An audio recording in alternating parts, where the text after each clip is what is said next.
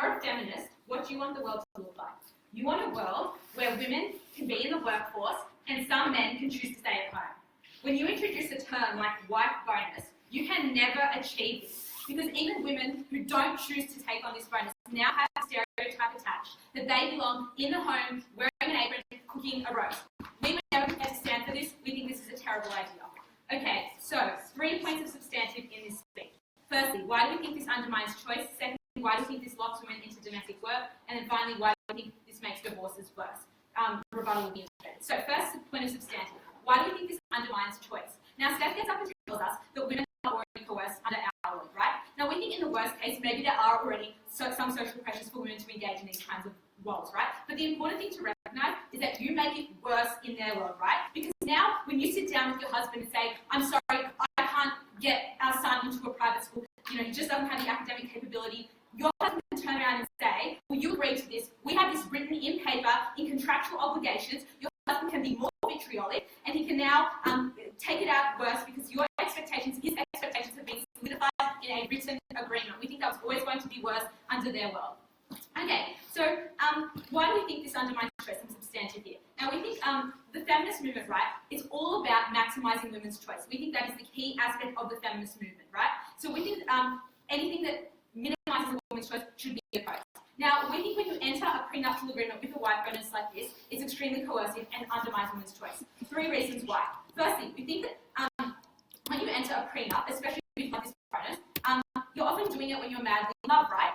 And so when you sign, you're unlikely to question any unfavourable terms, right? Because you're likely to be madly in love, wanting to please your future husband, and so you're more likely to sign up for things that you otherwise wouldn't. Now, we think even if you do believe that you're on equal terms with your husband, we think your husband, there's still potential for like really coercive language, right? Your husband can say, well, look, I don't want this prenup, but my parents are really protective. Just let's sign it, and I'd never enforce it. Things like that. Secondly, we think that often this bonus puts you at a disadvantage compared to your husband, right? Because this means that you're in a domestic role, and this means that you can never be the main breadwinner, right? You can probably find it a lot harder to have a full-time job and also meet the requirements of the bonus. So you're likely to have a lot less cash compared to your husband. And what we think this also means is that as a result, your quality of legal advice is likely to be a lot lower compared to your husband. Third reason, we think this forces you into like a domestic subservient role, right? And we think this is really hard to get out of if you change your mind, as I'll elaborate on later. And we think that feminists should instead be supporting something that gives you flexibility and future choice. Okay, second point of substantive. Why do we think that this locks women into domestic work? Alright, firstly, we think that this is the fact that just the nature of this being a physical contract, right? What that means is that there's kind of like an expectation that this is like a contractual legal obligation, and so you want to perform it, you want to fulfill those requirements because you don't want to be exposed to the consequences of not fulfilling like a legal agreement. And so we think this means that, like, let's say, even if like your husband was to lose your job and now you're working full time as well, even if you get like deathly ill, right, we think you're still going to likely feel like you have to shoulder the burden and complete the work in order to meet the requirements of this physical contract. Second reason, we think that even though this is just a bonus, right, we think that like the nature of the fact that many people don't have like perfect legal advice, they don't have like perfect understanding of legal concepts, means that they're probably going to attach more importance to this bonus than they normally would, right? We think they're still likely to feel like they have to perform it, and we think this is especially so that there's often stigma around like a wife getting legal advice, because you don't want to be seen to like be getting legal advice in a relationship, because they often signal that things are deeply wrong. And so we think wife is unlikely to be fully aware of the nature of this bonus and attach much more importance to it than maybe she should. Third reason, we think it makes it very, very difficult to renegotiate the terms of your relationship. So we think there's 5 reasons for this. Firstly, we think that the fact that the contract, right, just makes it feel kind of finite and like defined. You're unlikely to want to like raise this with your husband and say, hey, look, I actually want to kind of change some of these terms in our agreement, because you feel like these were the terms essentially that like the relationship is formed on. These are the terms under which your husband like agreed to marry you, right? So we think that means you're unlikely to be able to renegotiate. Second reason, we think that even if like you were to like change this on like an interpersonal level and you change the nature of the task you're doing, we think a lot of people don't actually take that final step of making it a legal change, right? Which makes all the difference. Thirdly, we think that in drafting a prenuptial, it means that a wife is probably less likely to get a base sum if a divorce were to occur, because now what you're doing is you're saying that you're assuming that a wife will be able to get money from fulfilling this bonus, right? And so you can kind of do a trade-off. You say, well, you know, you're going to fulfill these requirements and get money from that. Let's give you less of a base sum. And we think this is especially true given that domestic tasks are often believed to be like a lot easier, right, than like full-time work. You know, it's easy to say, well, you're just buying groceries, how hard can that be? And we think this is especially true as well because you're choosing to, like, when you make the choice to opt in, it's believed that you have the expectation that you can fulfill it. Even though there are like a plethora of things that can disrupt this, right? And you don't have perfect knowledge of your marriage, you don't have perfect knowledge of how the next 20 years is going to play out. For a reason, we think that it means that you can't get a job, right? Or you're much less likely to get a job. Because, like I kind of flagged, if you believe that now you're going to be entitled to this bonus, you're much more likely to want to do everything you can to fulfill that bonus. Like having full-time work would likely interfere with that. Final reason, we think that what this does, right, is it equates doing housework to like being in the workforce, but we think there's actually a vast like difference between these two, right? When you're like, you know, fulfilling the tasks of this wife bonus, you don't get any of the benefits that some full-time work does, right? You don't get sick leave, you don't get time off. And we think like the small amounts of these bonuses are going to add up to do not equate to these. Final point of substantive, why do we think this makes divorces worse? Now, Steph told us that you can kind of, like, you know, this allows women to kind of ask for reciprocal obligations from the husband in order for fulfilling her side of the bargain. Now, we think this is unlikely, right? Because we think men can just turn around and say, well, I'm the full-time worker, I'm like the main breadwinner. And so they're going to say, like, that the woman should make the man because their jobs are comparatively easier, right? I already told you, like, we're comparing, like, a woman doing groceries, and it's very easy for a man to turn around and say, well, what I do is a lot harder and a lot more complicated. We think in our world, right, like in divorce proceedings, we think the family court is much more likely to look at a woman who is now split with her husband and who doesn't have her own income earning capacity and say, well, look, I'm going to make sure that woman has enough to provide for her kids. Whereas in their world, right, that's a lot less likely because now it looks like the woman had expectations that she agreed to, failed to fulfill them, and we think the judge is like much less likely to be lenient towards the woman. So some substantive on this, right? Why does this make divorce worse? Firstly, we think it means that like base is less favourable to the woman, and I've already spoken about this. Secondly, we think it makes divorce proceedings a lot more vicious, right? Because currently you have no fault divorce, right? And so what the judge looks at is what's reasonable for both parties to like have enough to live on, what's reasonable for the kids to be looked after. But under the model, right, now the man has a direct incentive to look for fault at all times during the relationship, right? So we think this looks like things like the wife, the man's lawyers telling him, okay, well now every time you see a messy house, take a photo so you have proof of that. Now every time the grocery receipt exceeds what she was allowed to spend, take a photo so you have proof of that important. We think that's terrible, right? Firstly, it ruins the home life, right? Because now the man's concerned with monetary interests over familial interests. Divorces are already petty, right? And so we think they're going to have no qualms about fighting for these petty small amounts. Secondly, it's degrade, right? Because if the wife is found to have failed to fulfill her obligations, she's now being told by the court, she's now being labelled by our our legal system to have been a bad mother and a bad wife. And the third thing, which we think is really harmful, right, is this is terrible for the kids because either the wife is going to have to try and blame the kids, right, and say, well, the reason I can get them into a selective school is because they're not academic enough, not because of my fault, or she's going to not do that because she loves her kids, and then she's the one who loses out. This is a terrible idea, so proud to oppose it.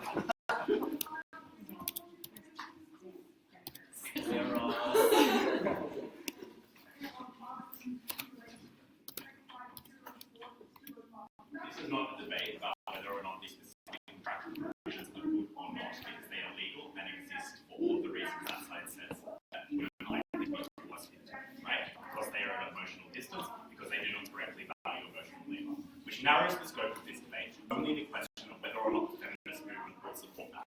And note then that it's incredibly problematic for this team to have not responded to what the feminist movement is likely to do at the point where it's important. It is likely to, for instance, facilitate legal advice with a perpetual world in which that is not available. It is likely to publish a grid on some stupid site like Mamma Mia and says, if you get your child into a selective school, it is worth this much money in your bonus, and that is more likely to be what you ask them. If it's the case that they're asking for less money because they've internalized an idea that emotional labor is not worth much, that happens on their side. Because the feminist movement does not have the political capital to change the way in which prenuptial agreements, which are the status quo, are made by men, especially if they are so coercive. are responsible. But let's look then first at this sort of only contention about the feminist movement's obligations, that this is about joining the workforce and things like that, and this makes it worse. The first thing I want to say is I think the feminist movement should actually encourage in certain instances women being able to choose to do household work. Because we don't see why the feminist movement ought to center women's freedom around corporatist obligations and just slaving away at some workforce, rather than being able to construct your own sense of femininity and what is important to you. To so many women, having a husband and having children is what they want and is what is good for them. That's why, for instance, so many black and poor women have issues with the feminist movement, because it says that you don't recognize the specific relationship and obligation that I have to my husband, and those people are currently excluded. So it is a benefit then that this feminist movement is acknowledging directly that that is an important part of people's lives that will be protected. Where it has failed in the past. That is probably the most important thing for the types of women that these individuals care about, where they were already entering into those prenuptial agreements that had those specific contractual clauses. But let's deal with that set of women who would be impacted by this, where they would otherwise have joined the workforce.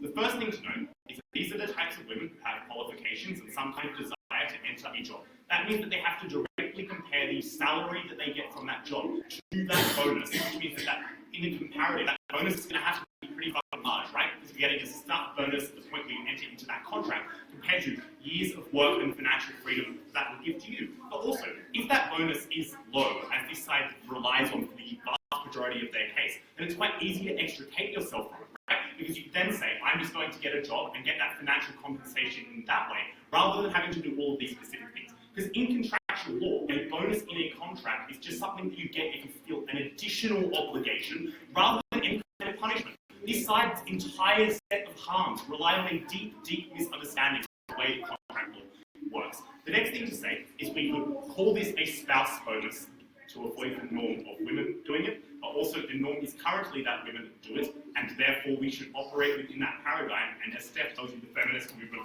will be pragmatic about the benefits that it gives to individual women.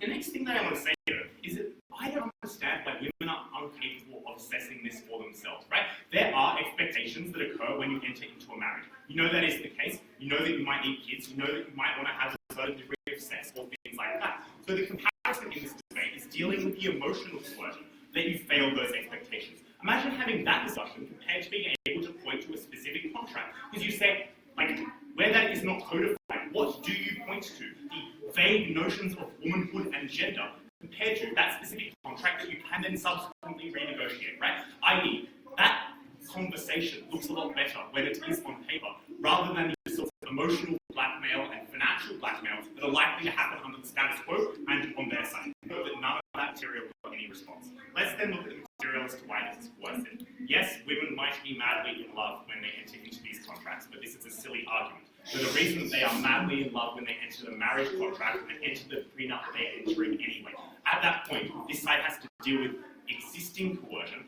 The important benefit we get here is this is a unique thing that women are able to assess. It's not that they need excessive legal advice for this, because this isn't a specific legal obligation, right? It is no different to any other bonus. The information they have is about what their mothers did to them, how hard their mothers worked, which men often don't have because they don't really look at what their mothers have done and internalize their bonus. So they have comparatively more advantage and comparatively more advice, and that's the comparative that they need to do. Let's look at renegotiation.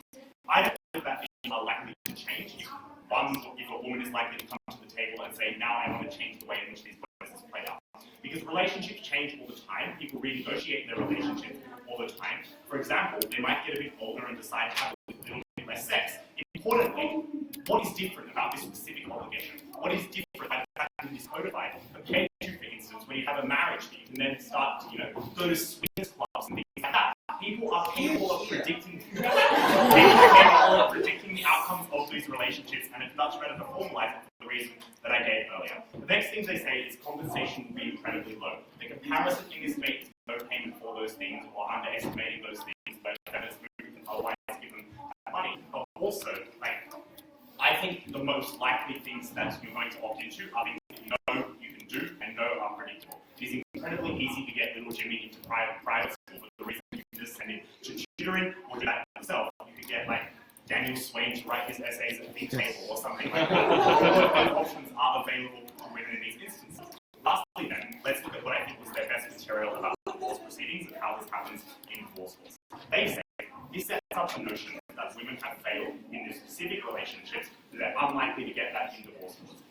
thing to note is unresponsive to Steph's material that this frames this as an optional extra versus a base expectation within that relationship. Because lots of divorce proceedings will not have these additional bonuses for going beyond what was required in that relationship. And that is more likely to be the way in which the feminist movement frames it, compared to what is currently seen as the set of obligations that women have. Like, why is it that men wouldn't see this as a fault under the status quo, especially if it's the type of men who are entering into this contract, right? If you thought that it was incredibly important to you as a man that your wife did the housework and then you did not, you will of course point to the ways in which they could not have fostered your work environment if you came home to a messy house, all those types of things. You might not be able to do that strictly in a divorce proceeding, but you can point to, for example, in code language, the ways in which your wife has failed you, and that is likely to influence judges into giving relatively higher or relatively lower sets of compensational asset division, just for the reason that judges are often male. They often also internalize ideas about what it is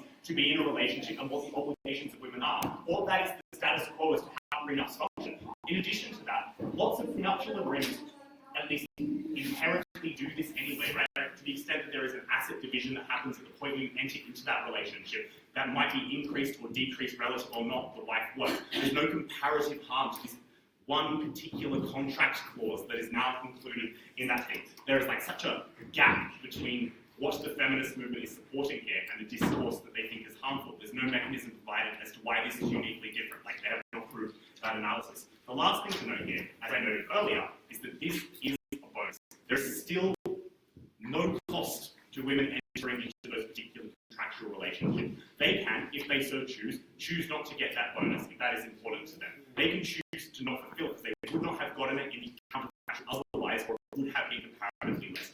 This is the ground on which this debate needs to be forced, rather.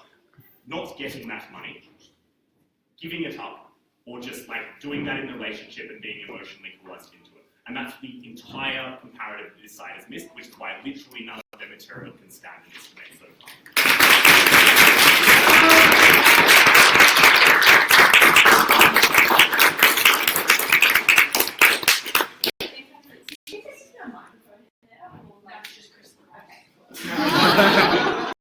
I think Clyde can speak, and I'd like Jacob to continue.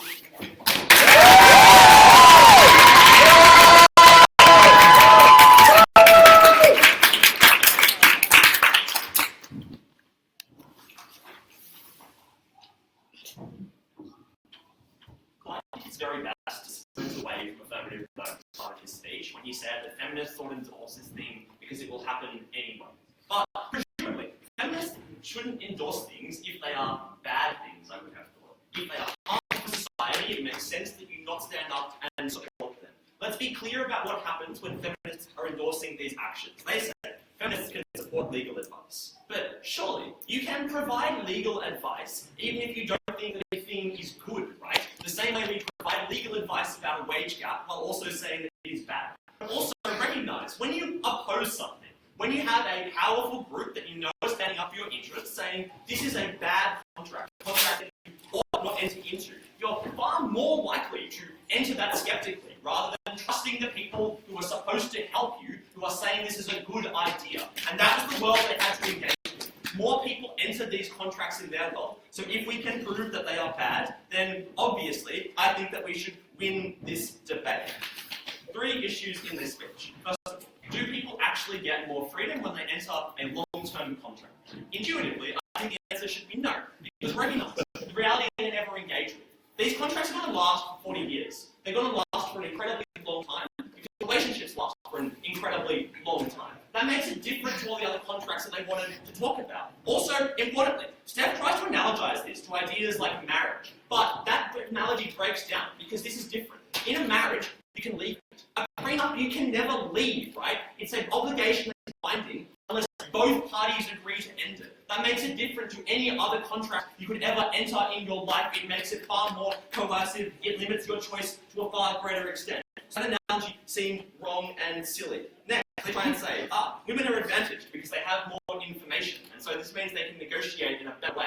But importantly, if you're the guy and you don't believe that domestic work is very hard, why would you be more generous to them in the way they want it to be paid? Why would you say, this work must be incredibly valuable, I'll give them more assets that don't have the information? If If you believe it is easy, you will believe it is easy and give people less work. Also, the fact that your mum worked hard probably doesn't mean you fully appreciate how hard your work often is, because in many cases you don't appreciate your mum, right? That's why sexism exists in both worlds. It's a real problem for everyone. Okay. The next thing they want to say is that feminists can help define the terms. So I think this is where they were strongest in the debate.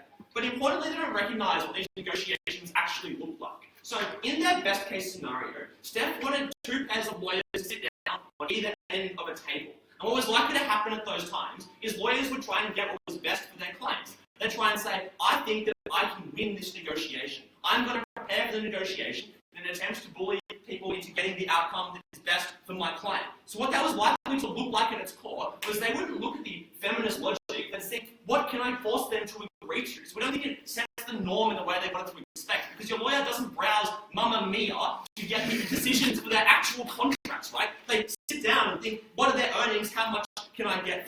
But also recognise what was likely to happen in all instances was they'd say that their clients were different and special. They'd say that they were unique. They'd say that this would be easy for you. You could work in addition to it. Or your husband does not earn very much and can't provide you very much money in return.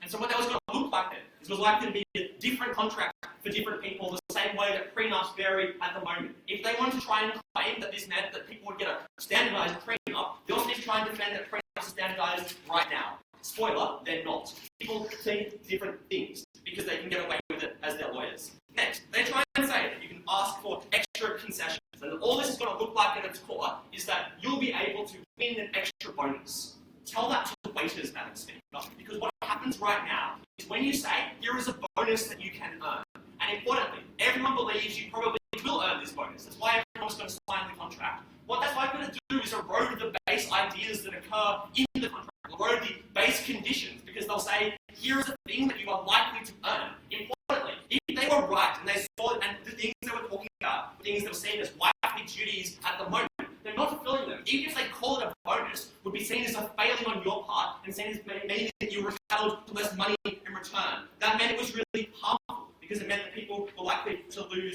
out. Next, they say it will codify emotional labour. If it was true that it existed anyway, then emotional labour was already codified. We shouldn't codify it more, because if you codify it, you entrench it as is. You say, this is the way the world should be, and you reduce the ability of feminists to say that anything else should happen, because feminists say the contract should look that way. Lastly, they say you can renegotiate the contract if it doesn't work for you. And this is their big even if, and their big cop-out. But let's be clear, right? If you renegotiate this contract, you probably don't go through and call the lawyer. What this renegotiation looks like at its core is you have a talk with the person you're supposed to love the most in the world, and you say to them, I don't want to do this anymore. Can we change things? In your best case, they say yes. But then you probably don't talk to a lawyer because you're in love, and you think that talking to a lawyer to amend the contract sounds expensive. It takes time, it takes effort, it takes things you don't want to do. That means when they turn around in court and say, I did not have that conversation, you don't have evidence to end this. And in many cases, that's exactly what will happen. People will be locked into contracts, and even when they thought they had amended them, they will not have. You obviously don't get more choice with a 40-year contract that you couldn't opt out of without their consent, and so we don't think you can say you get more choice. Second issue, what happens to relationships, and how do they change? So the claim we heard here was that this would probably only happen right now if it was important to the guy, and it would only happen if people really cared about having this conversation. But importantly, if the guy has strong expectations about how the woman will act in the relationship, I don't think it actually matters what the marriage contract says. I think you still have those same expectations that are placed on the woman. Because importantly, even when you sign a contract, right, that doesn't end the norms that you expect. It doesn't change the things you're going to expect of the other person in the relationship. The same way that even when I sign a contract that says I'm going to work for 40 hours a week, people will often expect you to work more than that. Because you don't see a contract as being the actual defining norm-setting thing. You see it as the thing you have to sign for your lawyers. And that's probably the end of what they're going to talk about. The next thing they try and say is that, but at least they'll have a conversation. So at least they'll have some sort of discussion about what the relationship will look like. We think we can encourage feminists to have that discussion regardless. We think we can encourage people to talk about what their relationship looks like, but not codify into law exactly what that will have to mean for people. So we think the relationships aren't improved in that way. Instead, we told you and got no response at Despina. What it's going to look like is you'll need to collect evidence of every time this contract was broken. Your lawyer will comfortably and cheerfully tell you that they are safeguarding your financial interests when they say, keep a folder of every time they overspent. Keep a folder of every receipt that was wrong, of every time they bought shoes or clothes when they shouldn't have. And they're going to bring that up. And the mere fact that this folder exists is the thing that will corrupt the core of your relationship. It makes you scared as a woman that if you leave them, that folder will damn you and destroy you. It makes you as a man conscious of every single time the rules of your relationship were broken in ways that mean you're less likely to trust them. Lastly, why this payment is unfair. If you're a feminist, I think you believe the world will become better. I think you believe that currently housework is undervalued, but in future it may be valued at a higher rate. If you sign this contract though, you lock in the current rates, you lock in the fact that housework is undervalued and say that's the rate that will be paid out forever. But if we don't sign these contracts, then when the court deals with the divorce proceedings, when the court stands up and makes that arbitration, they're much more likely to do that on fair grounds. They're much more likely to do that on the grounds of the time. And if you believe the world is going to change, I think feminists believe that, and I believe that I think these contracts are a bad idea and they hurt people. Proud of them.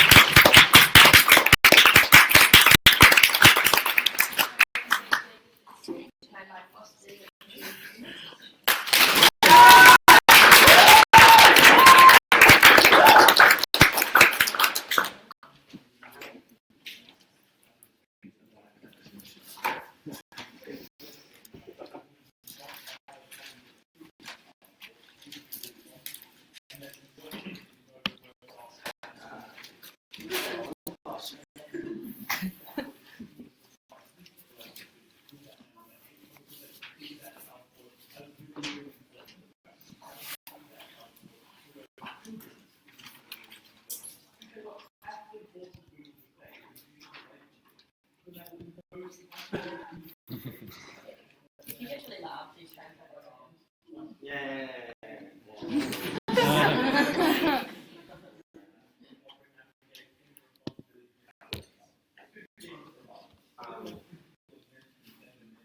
Earlier in this debate, there was a cleaner vacuum cleaning the room behind us. No one looks at that person when they walk down the street past them and thinks, you should be cleaning right now. Isn't that your obligation? Isn't that the type of person that you are? A cleaner? And that's what money means. It means you shouldn't have to do this. You should be compensated for this activity if you choose to opt into it. Compare that to how women are perceived when they do the emotional labor and physical labor that they do right now. When you walk down a woman down the street, you think that woman should be cleaning right now. What's she doing in the boardroom? Isn't she a woman? Isn't she someone who should be teaching little Jimmy how to play the piano? And that's exactly the message that this particular type of contract says. It says that women should not, at the base level of obligation, have to do this. And if they do opt into it, then they should be paid for it. And even in the case that that message is not inherent to it, it becomes far more likely that that is the message that is received by society once feminists approve of it and support it. Because then feminists can define the discourse that surrounds these contrasts, can define what it means in the media and define the way it's reported, such that the people who opt into it then think the reason I'm doing this is because it would be unfair to me as a woman if I did not do otherwise. That is a response to, I think, essentially the whole negative. Lucky me. Okay, so most of my speech will talk about the relationships themselves. But firstly, freedom to contract. I have some fairly simple questions for the negative team. Question 1, do they support prenups at all? Prenups are long-term agreements which have conditions, and if you opt out of them, then you opt out of certain benefits. All of their analysis just got that is bad. Should we just oppose them, like throw them out? That seems silly. Or actually, what about contracts where you, what about contracts? Like where you agree to do anything? Like what about a long-term contract where you agree to work for a company for 10 years? And if you opt out of that, you opt out of benefits. That's long-term. You might be making that decision initially, and you don't know what's going to happen to you in 5 years or 10 years. Your circumstances might change. You might really, really be madly in love with the money. But all those things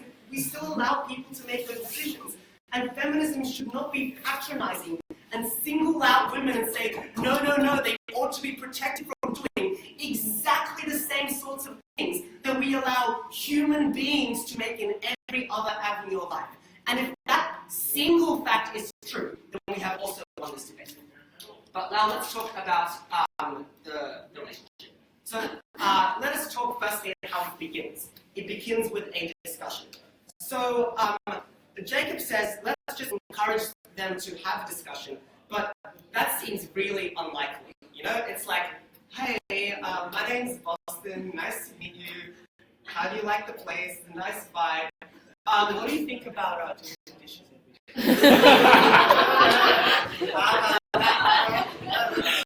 You know, extremely awkward and something that is very unlikely for people to opt into unless they have a lot to gain from it. And that was our point from the very beginning of this debate, that women obviously have a lot to gain from it because they get a lot of money and therefore a lot of a bargaining position once they enter that relationship they might be afraid they don't have. And men are tricked into it because they're like, yes, my woman will do work for me, without thinking fully about the consequences of what that will do for them later on. So the way to incentivize that discussion is to give these people benefits, and they do not have that incentive. Like a Mamma Mia article cannot be that. Okay, what happens as a result of that discussion? The first thing that they say is that the money will be low.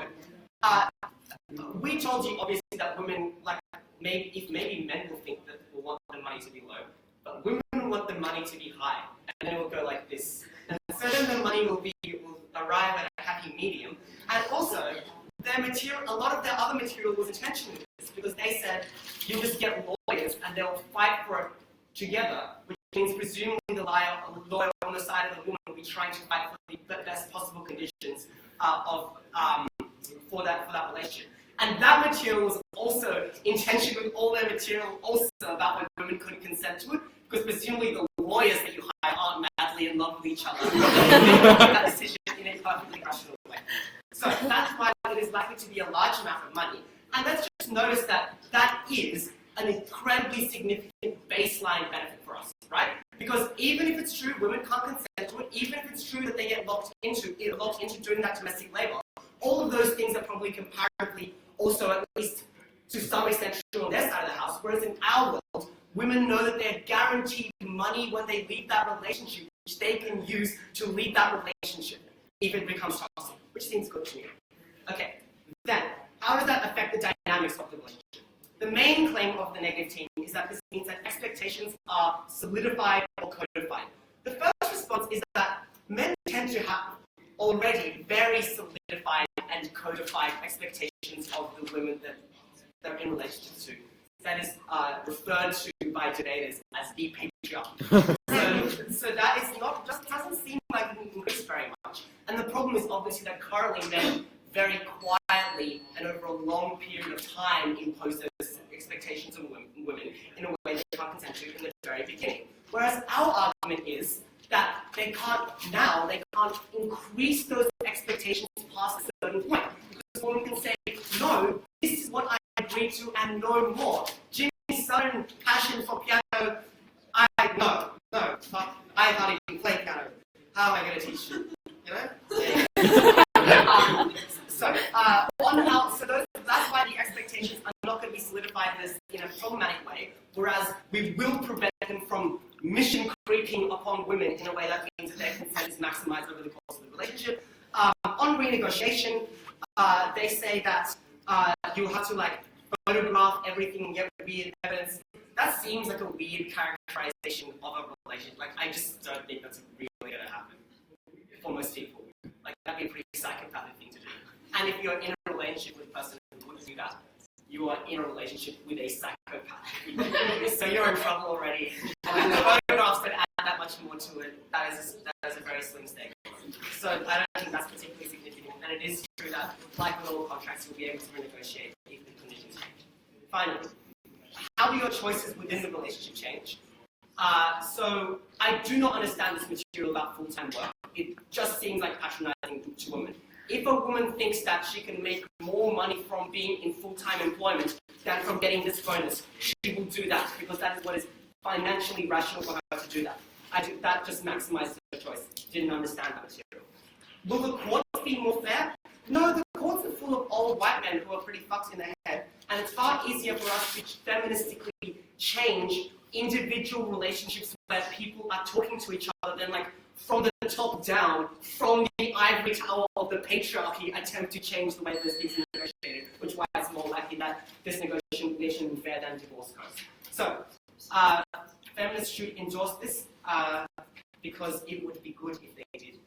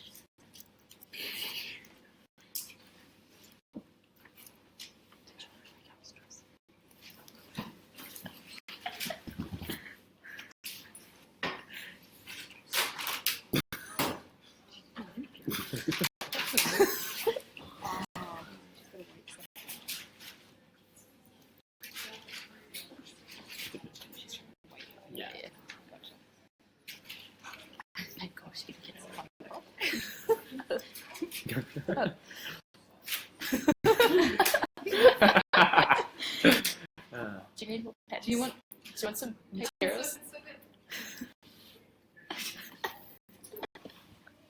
Many good gags in Boston's speech, but I think what they missed was that if your wife is lounging in a house with dishes on a sink and a dirty room, and you signed a contract, you both signed a contract that said, as your wife, I'll make sure that there's never dishes on the sink, and you are, and like there'll never be a dirty room.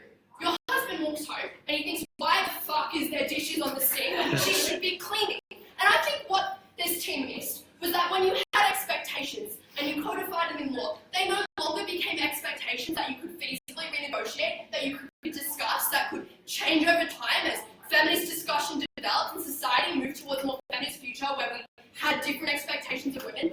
They became legal promises, and that's what this team is. 3 issues in this speech. Firstly, on consent. They go, but guys, you're madly in love when you marry. 3 responses. Firstly, you can end a marriage. You cannot end a prenup without ending your marriage. That means that you raise the stakes of how to leave that prenup, and you will never renegotiate it because it means that you were scared that you think your husband, like you want to divorce your husband. And like I think people are generally pretty wary of sending risky text messages that insinuate we need to talk and things like that. So I don't think the step to like go see a lawyer because you're worried about your prenup will be a lovely like red flag for your relationship. I think people are not going to do that. Secondly, we think that this contract is specific and that it is 40 years. So even if, and the difference is, when you leave that job that had 10 years, you wanted to stay for 10 years and had a bonus, you weren't destitute when you left your job. Chances are you left it because you had a better job. Whereas you're probably leaving this marriage because something is deeply wrong, because that partner no longer loves you, because they cheated on you and embezzled all your money and ran away to France with a mistress. And what that means is that you're not leaving that on equal terms. You're just leaving that and leaving money and leaving yourself destitute. This wasn't about infantilizing women. This was protecting them from the sexist beast they wanted to paint as their husbands in the first instance. Secondly, they tell us that you'll have legal advice. Firstly, your lawyer is just likely to be worse for all the reasons they gave you. That meant when we had that discussion that Jacob pitched, that was their best case scenario, they will get you a worse deal and then will come to you and say, I know that you didn't want to tutor your kid and get them into a private school, but this was the best deal we could get you. So if you want to get married, you have to sign this contract, even though there is a term that is deeply unfavourable to you. And people will sign that contract because they're in love and think it will never be enforced against them. That was the nuance that they missed. But also, I just think that you think you can perform these duties that you're signing up to in the same way that I thought it was easy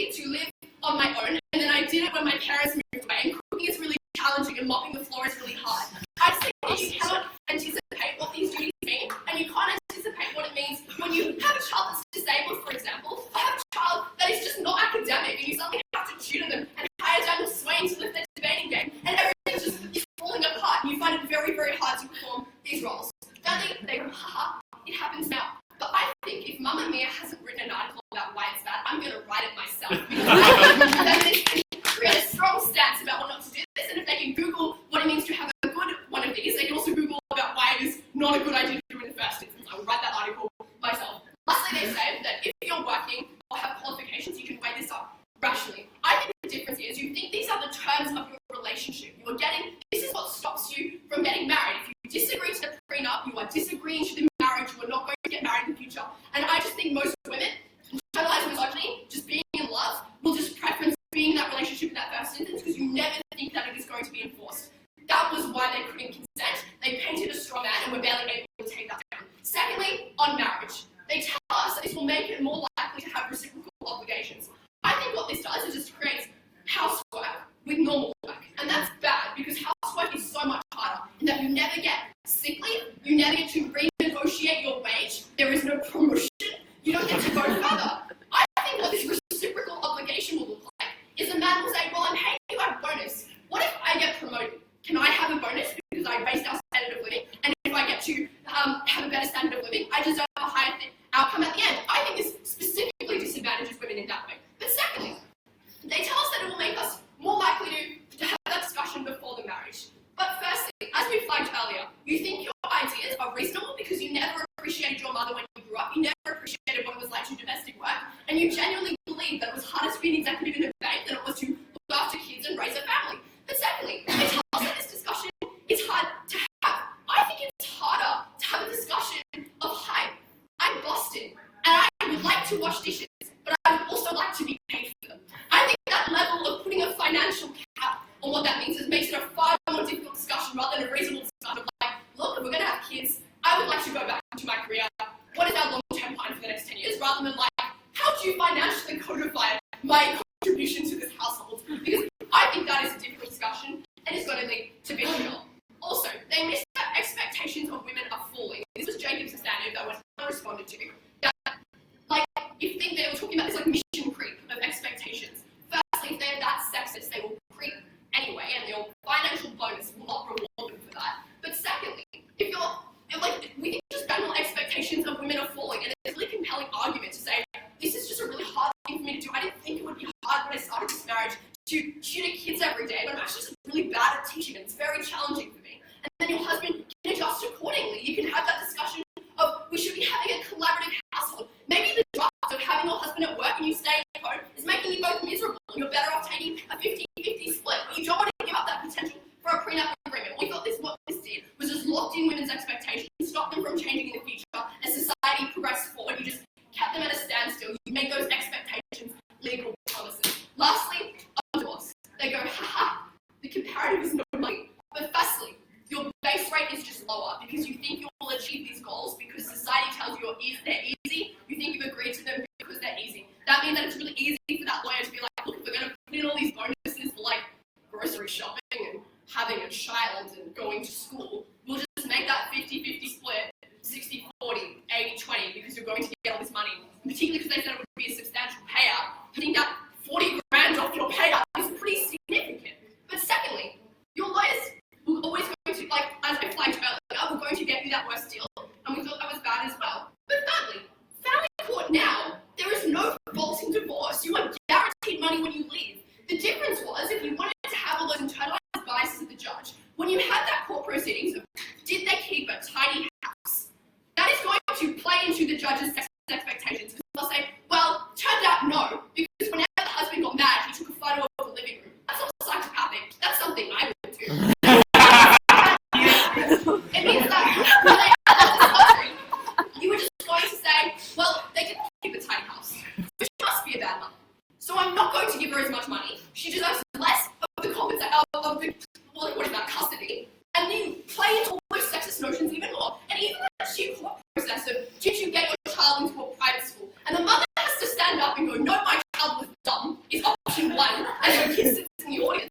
Or secondly, no, I'm a failed mother. I didn't sit with them enough. I didn't love them enough to get that child. And we think that for that mother, that is going to be horrific, but also for her family. And it's just going to be horrendous to get up in front of the judge and just proclaim why you deserve to get that payout in the first instance. We thought they didn't protect women in the way they wanted to. So proud to the game.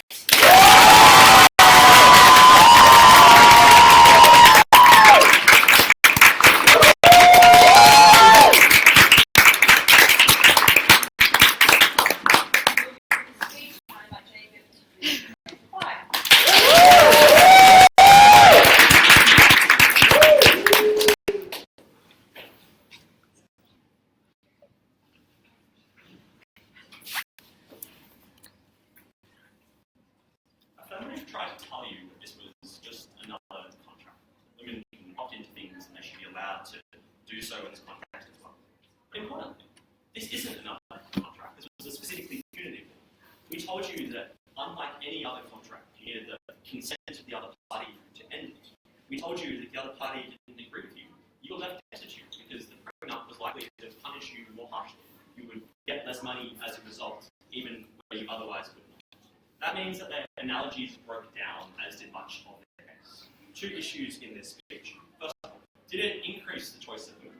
And secondly, how would it change their relationships? On the first question, did it increase choice? The affirmative claim was that when women could opt into their decisions, they should be allowed to do so freely. We told you that people's minds change. They missed the context of a prenup, because it was going to last in many cases, 30 or 40 years, much longer than any other contract. People would have different opinions as time went by. Steph tried to say that you can leave other contracts. This was the same thing. Harms may accrue to you, but that was fine. But that missed the nuance that occurred. When they talked about things like employment contracts, they talked about less time, as I told you in my speech. And also, they just didn't engage with the fact that when you left this one, you were often left in a position that was particularly hard. When they try and say that they can change contracts as your expectations change, I told you in my speech, many of those changes would not be enforceable, because what that change would look like was a conversation with the other person, which was in a different frame, different worlds, to a specific legal contract. So if the relationship breaks down, which was when these prenups mattered, the husband would often deny. I told you that in my speech, and we got no response. Next, they try and say that women can't change.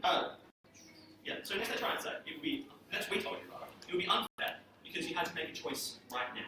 We told you that feminists believe the world will change. Feminists believe in future the world will be a better place, and that work, housework, will be valued much more highly. We told you that therefore, if you got this change in the future in a divorce proceeding, you were more likely to have your work value found, and so you were more likely to get a good outcome as a woman, rather than having an unfair status quo. Lastly, we told you it was just harder to leave, because we told you that you would likely get less money because there was a lower expectation, a lower base rate of pay if people are given a bonus. The same way that waiters are given less pay right now, because they know that tips exist and bonuses will exist, and so that's factored in when you try and negotiate that deal. That meant that your divorce was worse, and also, whenever you considered leaving, you were afraid of the fact that your husband had a manila folder with every receipt that you'd done wrong, and a photo of every time you broken that contract. And so you were afraid that you had nothing. We told you that in Despina's speech, and that got no response either. So we think that you probably don't get more choices when you opt into a 40-year contract that you can't change without the other party's consent. Second question, how did relationships change? What we heard from affirmative was that people would talk about their relationships more when feminists endorse these things. But I told you in my speech, and George told you in hers, if people are going to opt into these relationships, opt into these deals, because feminists endorse them, they could probably just have that conversation anyway, because feminists can endorse having a conversation. So feminists' ability to define decisions would be the same. People could make those same decisions. But also, George told you in her speech, it's probably just less awkward to have that conversation up front, because at that point, you're not having a legally binding contract at all times. So you have more scope to be honest and more scope to be reasonable. Lastly, I told you in my speech as well, if people had expectations, they probably would still expect those things. Even if they weren't in the contract, they'd still apply those same pressures, they'd still apply that same shaming. And so they probably would do the same things, even without that being in the contract. So talking about expectations didn't occur in their world, didn't help. What we told you was people would likely collect a folder of every mistake someone had made. That got no response. That was likely to corrupt every part of the relationship. We also told you that when you ended, you had to make a choice as a mother. Were you happy to defame your children and say they were stupid and couldn't get into school? Or were you happy to accept a lower pay? Both of those worlds seem atrocious, and so we want.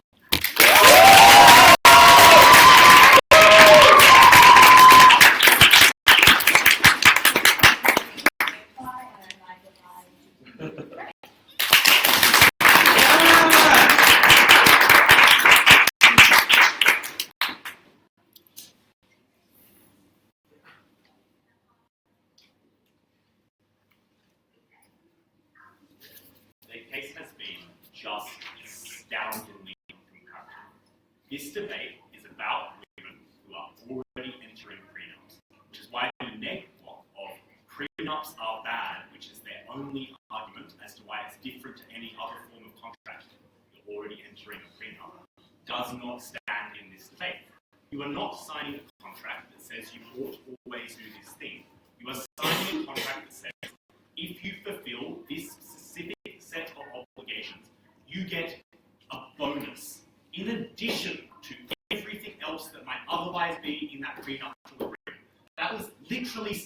introduction, and they have not, at any single speaker, provided an argument against that comparative, which is why we won this debate by quite a lot. The first thing that I want to deal with is the best material about what happens at the end of these relationships.